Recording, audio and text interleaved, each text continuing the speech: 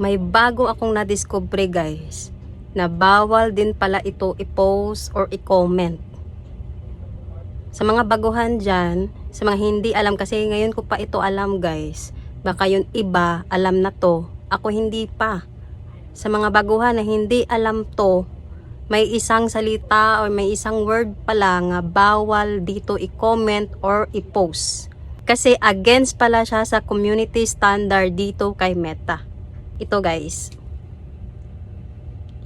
Yan yung kinoment ko, ay pinost ko sa isang public group. Nag-post lang ako ng ganyan. Yan yung lumabas.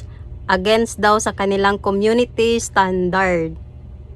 So ako dali-dali naman nag-delete sa aking post. Kasi bawal din pala yan guys. Sa mga baguhan dyan na hindi alam, iwasan na lang po itong salita na to. So yun lamang po. Maraming salamat. Please follow and share.